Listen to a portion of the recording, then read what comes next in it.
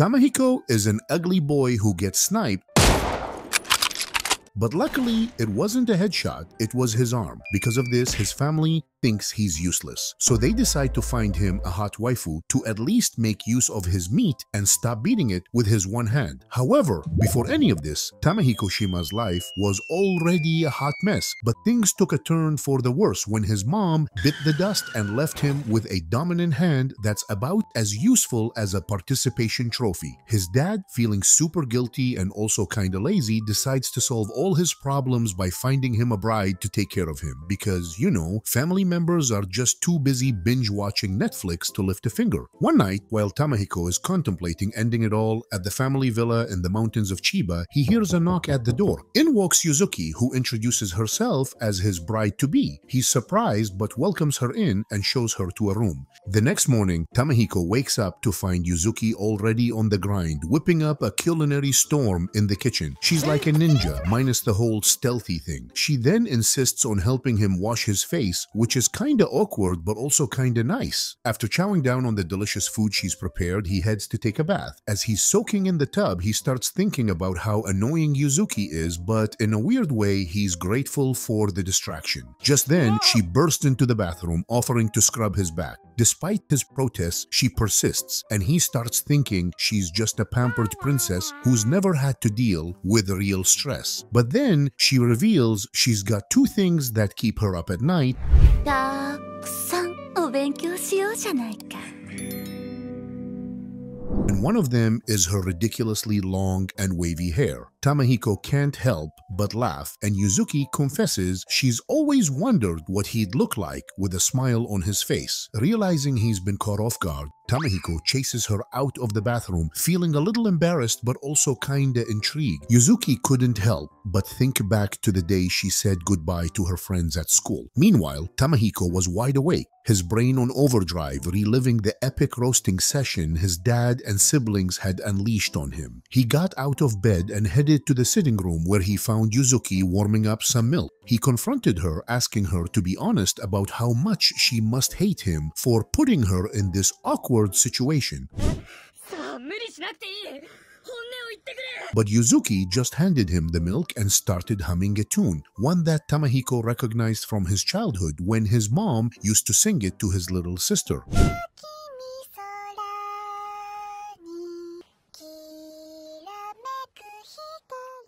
Yuzuki gave him a gentle hug, trying to comfort him as he started to get worked up about his useless arm. She opened up about how scared she was to marry a stranger, but how his kind treatment on her first day had given her hope that he'd come to care for her over time. Then she dropped a bombshell. She suggested they sleep together to celebrate their first New Year's night as a couple.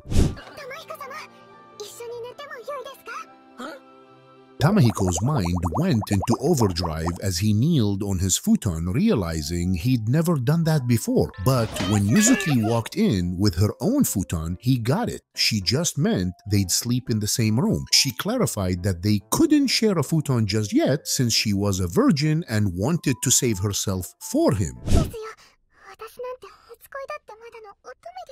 The next morning, Yuzuki whipped up a delicious breakfast for Tamahiko, marking a sweet start to the new year. Tamahiko walks in on Yuzuki in the bathroom one morning and she freaks out. He quickly closes the door, shouting that he didn't see anything. Which, let's be real, is probably a lie. You're a goddamn genius. That's the most outstanding answer I've ever heard. They apologize to each other over breakfast and things seem to go back to normal. But then, Tamahiko receives a letter from his dad that totally crushes him. It turns out his dad has been telling people that Tamahiko died in the car accident with his mom, just so his siblings can get married off without anyone thinking less of them because of Tamahiko's useless arm. Tamahiko stops eating and becomes a total mess, which worries Yuzuki. She finds him later with a fever and she takes care of him, trying to lift his spirits. He starts talking about how he wishes he were dead, but Yuzuki shuts that down fast, giving him a big hug instead. He breaks down in tears, and it's clear he's still got a lot of emotional baggage. When Tamahiko wakes up later, he's on the hunt for Yuzuki and finds her in the kitchen, singing and cooking up a storm. She checks his fever and gives him the all clear, telling him to take it easy and chill by the fire for a bit. Feeling guilty about ruining her favorite outfit, Tamahiko suddenly suggests they take a trip to Tokyo. Yuzuki's face is lit like a TikTok filter,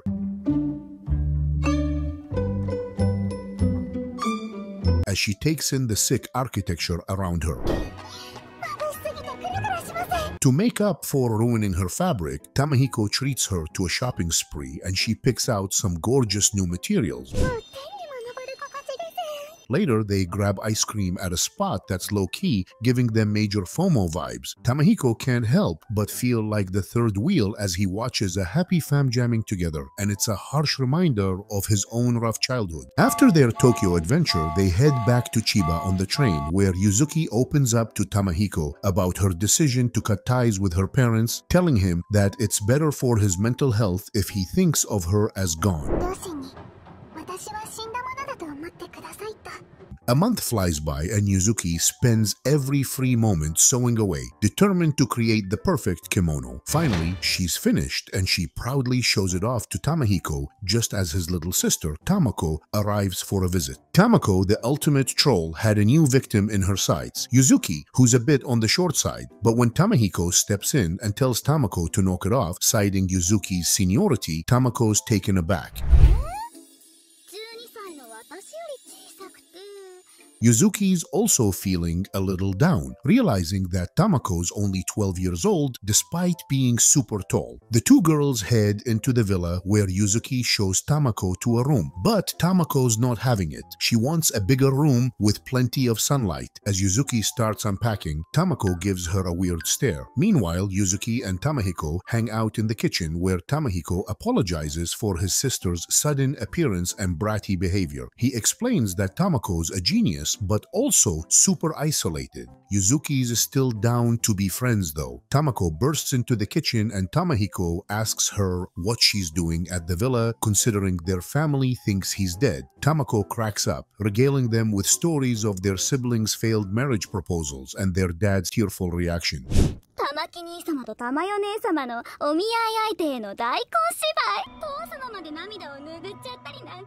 She pieces out, saying she'll eat dinner in bed because she doesn't want to share a table with Tamahiko. Tamahiko's all, "Same sis," and walks out looking pretty down. The next morning, Tamako wakes Tamahiko up for breakfast, but he's not hungry, so she suggests they go for a walk instead. They head to the forest where they visit a giant tree with a tiny Inari statue. They say a prayer and then taste the river water. On their way back from their outing, Yuzuki's friend suggests they come back again since they all had an amazing time. Back at the villa, Tamako watches in awe as Yuzuki whips up caramel milk from scratch. She can't help but wonder why Yuzuki would go to so much trouble for someone, especially since she was sold to pay off a debt. Yuzuki simply shrugs it off, saying her body just moves on its own when she thinks about doing something for Tamahiko. Later, as Yuzuki hands Tamahiko a glass of caramel milk, Tamako can't help but feel a pang of jealousy as they feed each other. When Yuzuki offers her some, Tamako loses her cool, tossing the caramel on the floor and storming out of the room, calling them a pair of idiots. That night, as the rain poured down like a sad TikTok video,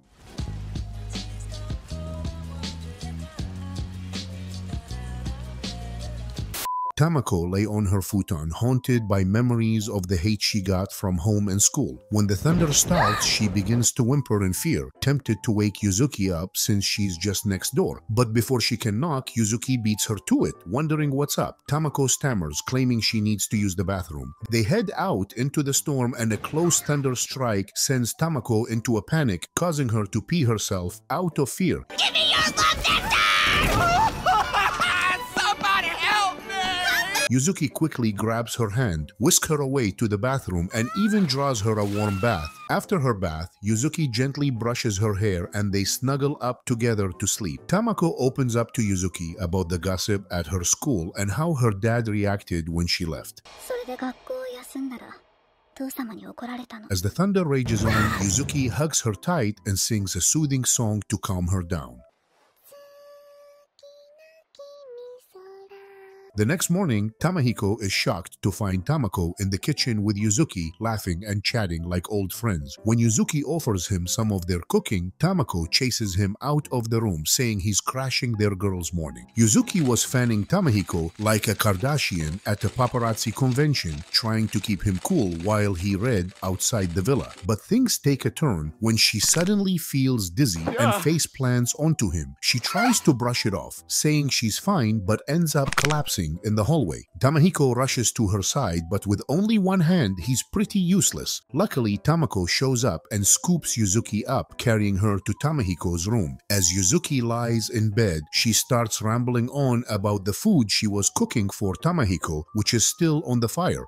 Tamako takes off to get the doctor, telling Tamahiko to stay put and keep Yuzuki's head cool. When she returns with the doc, Tamahiko is trying to mop up water from the floor, but making a mess of it. Tamako takes the bucket from him, saying she's got this. After the doctor examines Yuzuki, it starts pouring rain outside. Tamahiko pays the doc, but not before he dishes out some harsh words about the Shima family, thinking they can just throw money at their problem. The doc also calls them out for overworking their servants. Tamako overhears this and gets pretty steamed, offering to walk the dog out. When Tamako gets back to Yuzuki's room, she finds her sitting up and getting dressed, determined to help out. Tamako tells her to be real, asking if she's actually happy with her brother, who can be pretty useless at times. Yuzuki opens up about her friend who used to struggle with depression and how she asked her mom what she could do to make her happy. Yuzuki says she'll stick by Tamahiko's side until he's ready to find happiness on his own. Tamako heads off to take a shower, leaving Tamahiko to wonder how Yuzuki is doing. He decides to check in on her and finds her struggling to remove a bandage like it's a stubborn sticker on a new pair of Yeezys. Tamahiko springs into action, grabbing scissors from the cabinet to cut the bandage free. As soon as it's off, Yuzuki's breathing returns to normal, but she's mortified to realize Tamahiko just saw her in a vulnerable state. Feeling useless for not being able to help Yuzuki more, Tamahiko starts to question their relationship and considers calling it quits, but Yuzuki surprises him with a hug, reassuring him that she's not going anywhere and that she'll be okay. Tamahiko's struck by Yuzuki's strength in the face of adversity and his doubts start to fade. The next morning, Yuzuki wakes Tamahiko up for breakfast. As they eat, Tamako drops a bombshell. She's heading to Kobe to pursue a career in medicine. Tamahiko and Yuzuki were left wondering why Tamako was suddenly ghosting them like a bad Tinder date. But it turns out Yuzuki's recent illness was the motivation she needed to pursue her dream of becoming a doctor and helping others. As they spend their last night together, Yuzuki suggests a slumber party, and as they drift off to sleep, Tamahiko can't help but notice how similar he and Tamako are. He gives her a gentle head pat and whispers words of encouragement, telling her she'll make a great doc. The next day, they see Tamako off at the train station, and just as Tamahiko thinks he got away with a sneaky head pat, Tamako calls him out on it, revealing she was awake the whole time. Back at the villa, Yuzuki heads out to the market, where she's the talk of the town due to her young age and living arrangements with Tamahiko. As she's about to start shopping, she hears Tamahiko huffing and puffing, trying to catch up to her. He remembers he needs to grab some books, so he takes over the shopping duties while the locals gossip about them. When they get back to the villa, Yuzuki whips up a feast, leaving Tamahiko curious about the special occasion. It turns out it's his birthday, and she surprises him with a thoughtful gift, a bookmark made from bellflowers. Tamahiko's about to spill his guts, getting all teary-eyed, thinking about how nobody's ever thrown him a birthday bash before. Suddenly, he wraps his arms around her and they hear hear a loud crash. He rushes to check it out and finds Rio looking totally chill, like she's in her own home. She's flipping through his adult magazines, saying they have interesting taste. When he asks her about the broken caramel jar, she takes off, leaving him wondering what just happened. As he watches her go, Yuzuki looks concerned, wondering if everything's okay. Tamahiko tries to cover by saying he tripped and broke the jar, but Yuzuki tries to enter the room and he blocks her way, thanking her for the bookmark. As he reaches for it, he realizes it's gone missing. He's convinced Rio swiped it and takes off after her, determined to get his bookmark back. Tamahiko's day went from zero to dumpster fire when he caught Rio sneaking into his crib to swipe his cash. As she tries to grab his wallet, he snatches it and starts beating her, triggering a wave of bad memories. Feeling guilty, he takes off on his bike, leaving Rio behind. The next morning, he wakes up feeling down and barely eats breakfast before heading out to meet Rio again. This time, he finds her bathing with her siblings at the back of the house. After she gets dressed, Rio tries to scam him out of some cash, but Tamahiko reminds her that he's still got her wallet. When she asks if he's there for the money, he reveals that he's actually looking for the bookmark. As he explains its significance, Ryo's little brother Ryotaro approaches them asking for help with his math homework. Seeing that Ryo's stumped, Tamahiko offers to help the three brothers while Ryo works on a kimono. As they work together, Ryo asks Tamahiko why he's so obsessed with the bookmark. He tells her it's because it belongs to the girl he's destined to marry.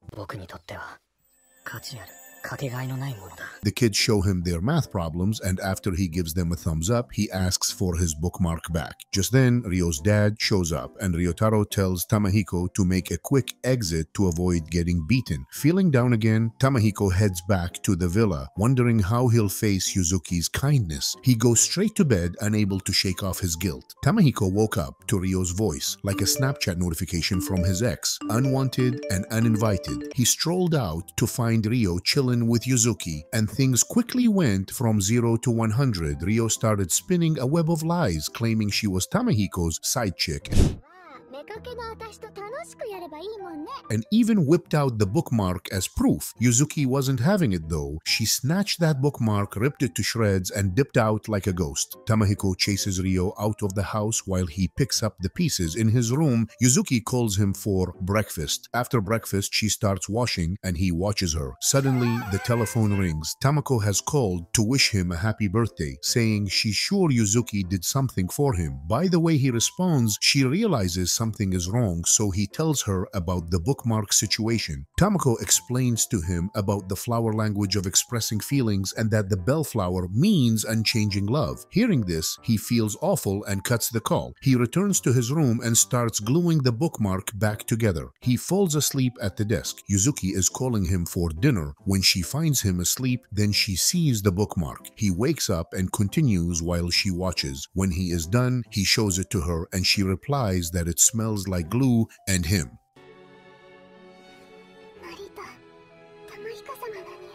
Tamahiko's morning was going smoothly, just like a fresh pair of Yeezys, until Ryo's baby brothers burst out of the bushes asking him to teach them something. Since they've come all the way to his place, he agrees to help out. But then, more kids start emerging from the bushes and Tamahiko finds himself leading an impromptu lesson. Yuzuki is watching from the sidelines until Ryo sneaks up behind her and startles her. Ryo then drags Yuzuki to the kitchen to whip up some grub for the mini students. After the lesson, the kids head home and Tamahiko is left feeling pretty exhausted. The next day, Yuzuki is cleaning the house and Tamahiko offers to lend a hand.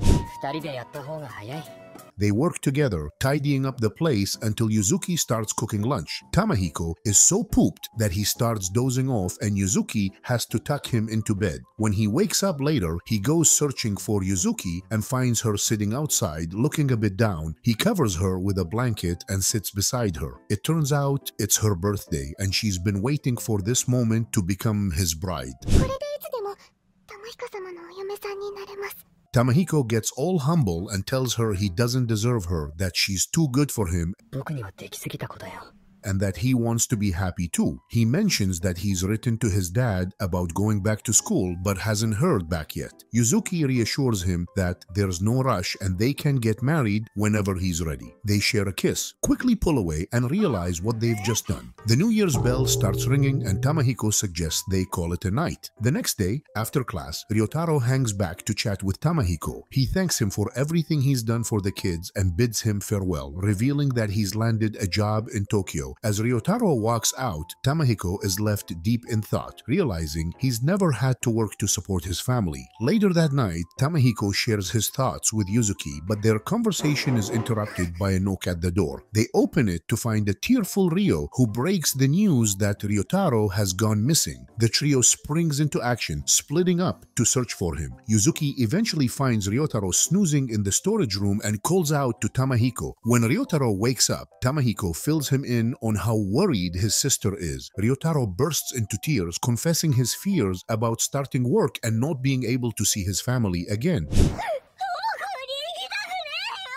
Tamahiko reassures him that with hard work, he'll earn time off to visit his loved ones. He shares a story about a servant who even invited his family to Tokyo. Just then, Ryo bursts in, gives Ryotaro a big hug, and tells him he doesn't have to take the job if he's not ready. Ryotaro composes himself, saying he's good to go. The next day, the whole gang, including Yuzuki and Tamahiko, escorts Ryotaro to the train station. They bid him a tearful farewell as the train departs, then head back home. Tamahiko gets a letter from his uncle Tamasuke, who's like his ultimate plug and he's willing to help him get back to school. He calls to thank him and keeps studying hard to skip a grade and start in the 2nd grade. One of the kids he tutors bursts into the villa with a newspaper, super stoked to show everyone that Kotori, a musician, is performing at the station. Tamahiko suggests they all check it out and they're totally captivated by her songs. Later that night, Tamahiko gets back to hitting the books, and the next day he takes the entrance exams. On his first day of school, Yuzuki is nervous and offers to walk with him halfway, but he declines. He grabs his lunchbox and heads to school on his own. The other students can't believe they're going to be in the same school as this giant of a guy. In class, the teacher makes the 2 new students introduce themselves. When Hakaru Shiratori, Kotori's twin brother, introduces himself, the students start freaking out. Then it's Tamahiko's turn, and the students swarm around Hakaru, dying to know more about Kotori. Tamahiko shows up late to gym class and the teacher punishes the whole class, making everyone mad at him. He eats lunch alone while Hakaru hangs out with the other students. In art class, Hakaru sits with Tamahiko and they're assigned to draw the person they love. When Hakaru sees Tamahiko's drawing, he bursts out laughing. They start arguing over whose drawing is better, but the teacher shuts them down, scolding them for their terrible artwork. After school, Hakaru heads to Tamahiko's villa to work on an assignment from their teacher to draw each other. When he arrives, he meets Yuzuki and they retreat to a separate room to get started. As they draw, Hakaru can't help but comment on Yuzuki's amazing smile. Tamahiko agrees, admitting that it makes him happy,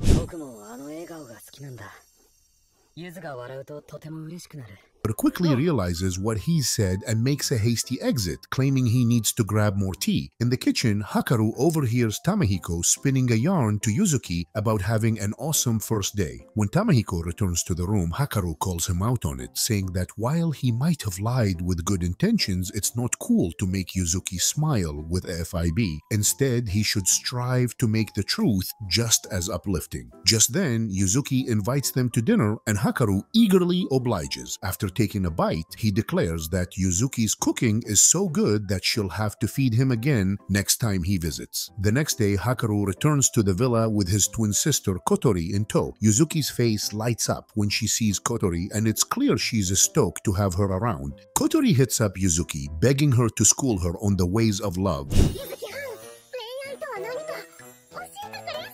so she can pen a song that'll make the masses swoon. Yuzuki then shows her around her new digs, and Kotori becomes the ultimate third wheel, tagging along with the couple everywhere. When the kids arrive for their lessons, they're stoked to see Kotori, who ends up teaching them a new tune. The next day at school, Hakaru tries to get Tamahiko to mingle more with the others. When one of the students forgets his pencil, Hakaru asks Tamahiko if he's got a spare and then proceeds to bust out an adult magazine he found in Tamahiko's room. room. On their way home, Hakaru asks about Kotori, and Tamahiko mentions she's struggling to write her song.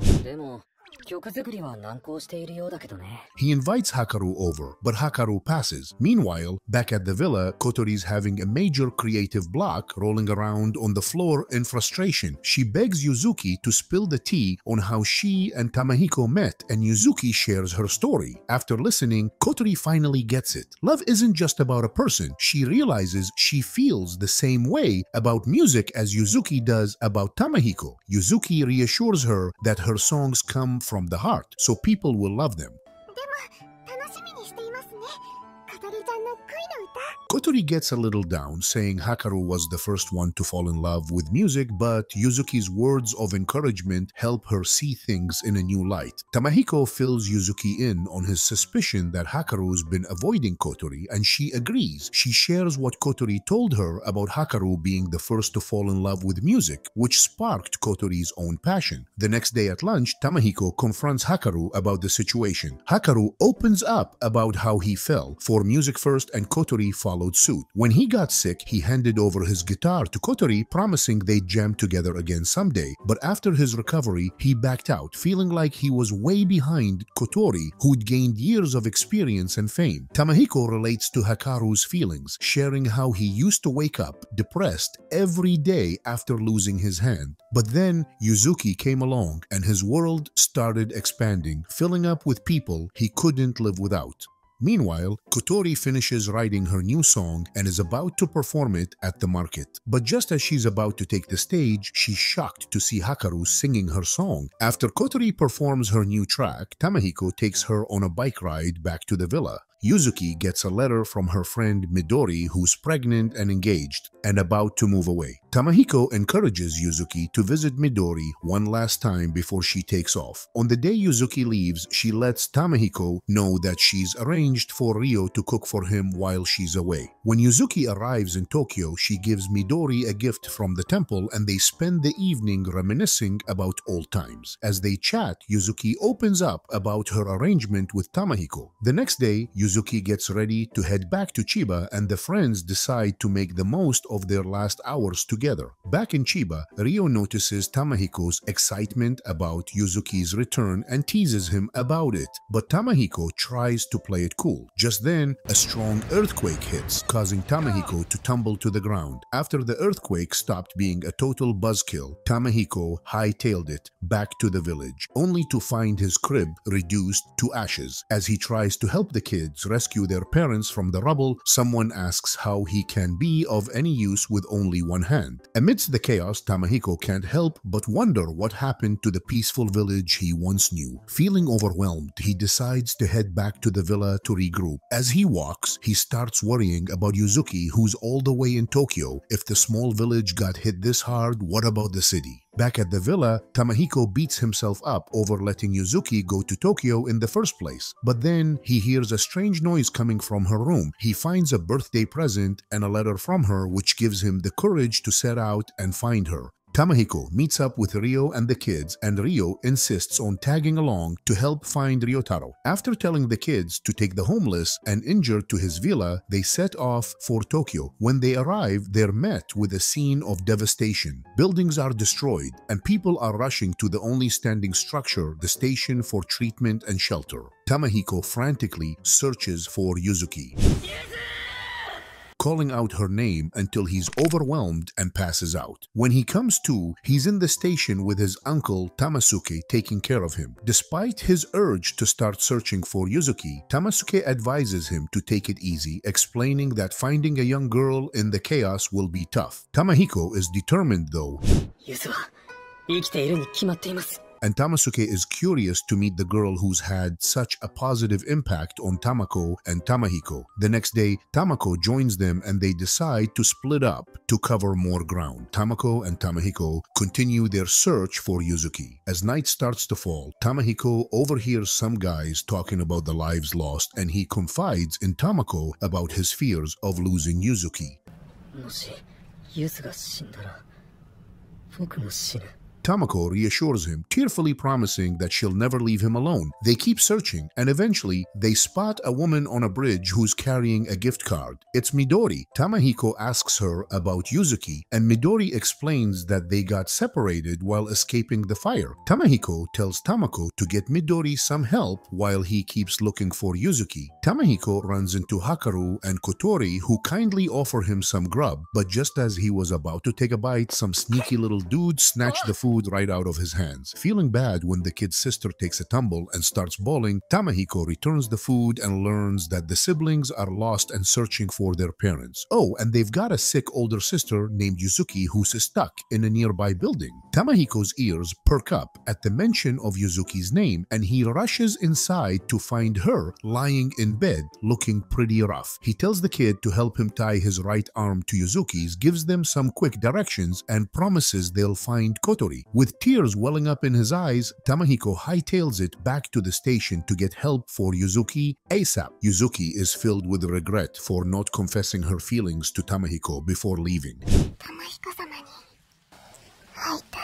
She sprints in the direction of his voice, tears streaming down her face. But suddenly, she wakes up to find herself grasping Tamahiko's hand, with him being the first person she sees. Overcome with emotion, she bursts into tears, hugs him tightly, and plants a kiss on him, declaring her love without caring about their audience. However, she quickly becomes embarrassed when she realizes they are not alone. Relieved to learn that the kids and Midori are safe, Yuzuki asks about their well-being. Meanwhile, Ryo starts approaching Yuzuki, but Tamako warns her to keep her distance, sparking a heated argument between the two. Just then, the door swings open and Tamahiko's father and sister walk in. His father requests Tamasuke's assistance in helping his injured older son, but Tamasuke refuses and hands him a referral instead. As they exit the room, Tamahiko chases after them, calling out to his father and expressing his gratitude for his safety. However, Mr. Shima ignores him and continues walking away. After recovering from their near-death experience, Yuzuki and the squad decided to live it up in Tokyo for a few more days, lending a helping hand before heading back to Chiba. Back home, the boys try to distract Tamahiko, convincing him to chill in the water while the girls sneakily prep for his birthday bash. Meanwhile, they're also discussing which wedding dresses would look stunning on Yuzuki. As Yuzuki starts cleaning the table, Ryo follows her and apologizes profusely for being a jerk on the day they first met, admitting she was bitter about being bought and happy.